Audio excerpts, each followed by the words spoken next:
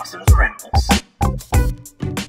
Hey YouTube, Dawson Ryder here, coming at you today with a Cosmic Fury discussion video. So there was basically like an interview that came out that was transcribed that has a bunch of interesting behind-the-scenes info on what went down with Cosmic Fury in a lot of ways, and I thought it'd be interesting to discuss. As of this recording, it came out a couple of days ago. I wasn't sure, and I'm still not sure when I'm fitting it into the schedule, but I thought it was worth talking about. But let's dive right in, and I'm looking down because I have it on my phone, so I apologize.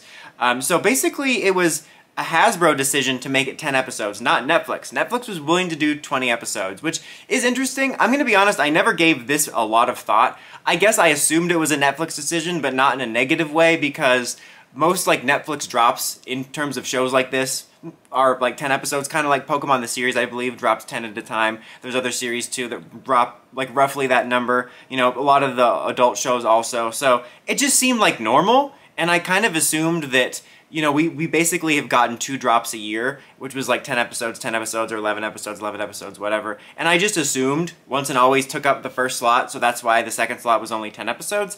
But that's definitely interesting. And like, there's this confusing nature around the existence of Cosmic Fury, of like, there's this notion of like, Hasbro doesn't care or whatever, and some people that are like Hasbro defenders. I feel like I sit somewhere in the middle. I feel like everyone goes to extreme as usual, but it's admittedly weird, like, because I feel like Cosmic Fury, if they truly didn't care and wanted to get rid of the show as fast as possible for the reboot, or for the shelving, or the shelving and reboot, then they wouldn't even want to do Cosmic Fury. Like, be like, okay, Dino Fury's done, bye. So it's like they greenlit it, but they also didn't want to do 20 episodes. So it just exists in this weird limbo of like, they care enough to want to keep something going, but also they didn't want it to be 20 episodes. And then there's also some stuff about Once and Always, about how originally it was going to be more like family oriented, and then they wanted it to go darker, and then they wanted it to go for families again. So that's interesting. I feel like you don't need, that feels like the conversation the fandom has. It's either Barney or Game of Thrones. Like, you can exist somewhere in the middle. There's some stuff about like they only have X amount of time to work on stuff, and they wish that they had more time to tighten up the VFX, which is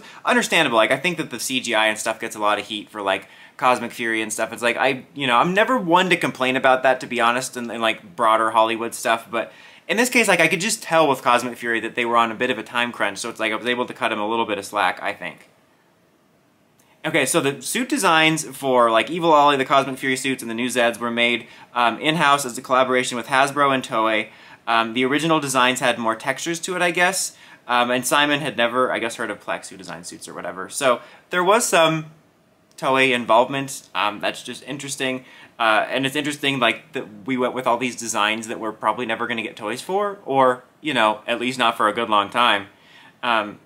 And apparently, here's the thing, like the helmets and the Ryu's Soldiers stuff were returned to Toei after they finished making the molds and stuff like that, and a lot of the stuff after that was made in-house. I'm skipping ahead a bit from where I'm reading this, but there was also stuff about like the reason Void Knight wasn't in it was because they had to send the suit back. I just think it's interesting because when this information came out, people were like, see, it's Hasbro for the problem, not Sentai. And then meanwhile, I keep reading like, we couldn't do this because Toei took the suits back, or we couldn't do that because Toei wouldn't let us do this. I'm like, if you just made your own props, no one's gonna take them back from you. Or, you know, like they got, this is another thing, skipping ahead a bit, is when they got the suit for Dark Ranger, Death Ryuja, I just mixed them up. Like they sent him the Kyoryu Navy helmet, but they wouldn't let him paint it. Again, like, I understand all the logistics of it, but if like Sentai or Power Rangers was his own production and they were just making their own suits, like this is something that no other show has to worry about. Like, other shows do have to worry about like, we don't have the budget to make the suit, but they don't have to worry about like, oh, we had to send it back to somebody, or we can't paint this. Like, it's like,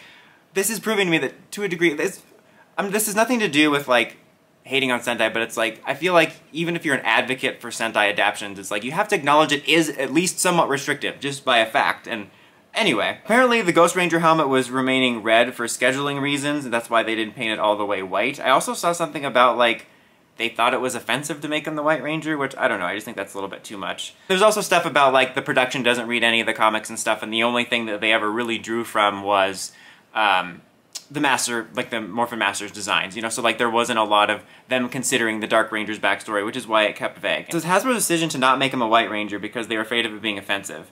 And then internally it was called the Ghost Ranger and the White Ranger by production. Lord Zed. Oh, apparently the joke about the Z and the N looking similar for Lord Zed was an inside joke. That Hasbro was concerned that the Z was going to look like an N if seen sideways. That's kind of funny. It reminds me of that Supernatural episode in Season 2 where they were clearly poking fun of the studio notes they got, like, If it's horror, why does it have to be so dark? David, I guess David Fielding, I misread it as like David Yost, but David Fielding, I guess, was never approached to reprise his role as Zordon. Much more to that, which you can kind of tell, there was much more to the Fern Izzy story about her being overprotective. Like, I think a lot of it, you could tell, like, in the margins that there would have been more expansion on certain things if we had gotten 20 episodes. And then, again, they say they wanted to do the dinosaur theme, continue it because it sells. I think that makes sense. I also think that if they were thinking, this is going to be the last season for now, keeping it dinos just kind of made sense. I think we all need to get over the Kyuranger thing. But anyway, the thing that's funny about that is we got, as of this recording, we got 2 toys. I'm shocked we didn't get basic figures. I assumed we'd at least get basic figures. Who knows if we'll ever get the Dragon Cosmic Megazord or whatever it's called. There was never a draft using Zed's suit in a fight because they didn't, because it being too fragile, which is probably why we got the ending we did. I understand the mixed feelings on it. I'm not as upset as most people, but that makes a lot of sense. I mentioned continuity being bent for Zed because this version supposedly doesn't remember being married to Rita, which I think implies that they just resurrected a version of him from Super in the past, but then why would he know Billy? I don't know. For my headcanon, I'm still saying it's the evil essence of Zed being brought back just like Rita's was, because that just makes a lot more sense. I like how they got it perfect with Rita. They're like, okay, the evil essence was burned off of Rita, she redeemed herself as Mystic Mother. They didn't mention that, but you know what I mean. But this is the evil essence being resurrected. Same thing with Zed could have worked. Ollie was chosen to be, I didn't know this, Ollie was chosen to be the villain because the actor had some availability issues, so he wasn't available for certain things. That makes a lot of sense. That kind of reminds me of other shows too, like even The Office where they had storylines in the last season or other seasons. But I honestly just assumed, I mean in general, I thought it was a cool shakeup. But I thought it was just because he did good as evil Ollie in the first season, or the first time it happened. So yeah, I didn't know that. I can't believe I didn't even think about that, honestly. Combiner cannon wasn't designed at the onset. That's not really information I find terribly interesting. Ninjor was considered to come back, but Mick was chosen instead. I wish they could have done both. I probably would have been a voice actor that sounded very different, but I feel like I'm not as attached to Ninjor's voice as I am to, like, Zed's. I'm not attached to either, but you know what I mean. As a side note, I'll probably bring this up in my Everything I Liked About Cosmic Fury video when I do it, but I did forget to mention in my review, I did think the new voice actor did a good job. It didn't sound like Zed to me that much, but he gave a good performance, and I thought the characterization was well handled. Again, I'll bring that up in the review, but I felt bad that I didn't mention it in my review. But anyway, Ninjor would have been cool to bring back. I think just briefly, I'm glad Mick was in it just because of Kelson Henderson.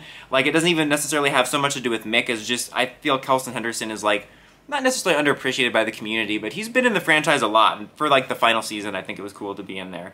It says right here, this is a funny one, Ion says, Sixth Ranger, Ion was the Sixth Ranger due to Sentai footage, however, like basically, inside, like when they're talking about this stuff, they don't really care too much about the trope. It says, the Sixth Ranger trope is not heavily considered when writing, which I like. I brought this up in my main review, but I feel like it can be fun to categorize that stuff, but the fandom takes the categorization and boxing in of things way too seriously, in my opinion.